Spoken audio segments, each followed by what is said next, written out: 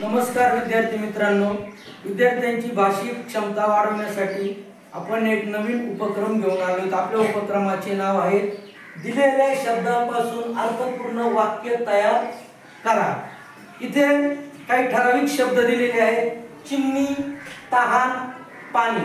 विद्यार्थ्यांनी आपल्या स्वतःची बुद्धिमत्ता, आकलन शक्ती वापरून याच्या दिलेल्या 3 शब्दांपासून काय करायचे, वाक्य तयार करायचे. परंतु वाक्य अर्थपूर्ण असले पाहिजे. उदाहरण बघायचे, चिमणी, तहान आणि पाणी असे 3 शब्द दिलेले आहेत. याच्यापासून विद्यार्थी त्यांच्या कल्पकतेनुसार वाक्य तयार करतील.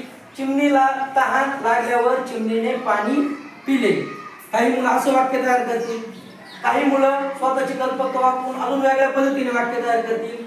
चिमणीला तहान लागल्यावर चिमणी पाण्याकडे गेली. काही मुलं असं पण वाक्य तयार करतील, चिमणीला तहान लागल्यामुळे चिमणी पाण्याच्या शोधासाठी इकडे तिकडे भटकत होती. अशा पद्धतीने या 3 शब्दापासून प्रत्येक विद्यार्थी आपल्या कल्पकतेने वेगवेगळं वाक्य तयार करणार आहे. इथे काही शब्द दिले मी. शाळा, सुट्टी, अभ्यास. आम्ही सर्व मुले शाळेला सुट्टी असल्यावर अभ्यास करतो.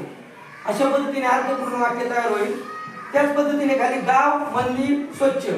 आम्ही सर्व मुले गावातील मंदिर स्वच्छ करतो.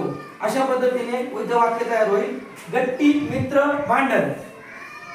यापासून काय वाक्य तयार होईल, माझे व माझ्या मित्राचे भांडण झाले, परंतु दुसऱ्या दिवशी आमची परत गट्टी झाली. किंवा ज्या मित्रांमध्ये गट्टी असते त्यांचेच भांडण होते, किंवा मित्रांमध्ये भांडण झाल्यावर पुन्हा त्यांची गट्टी होते. अशा पद्धतीने आपण मुलांना विविध प्रकारे 3 शब्द देऊन त्याच्यापासून अर्थपूर्ण वाक्य तयार करायला सांगू शकतो. धन्यवाद.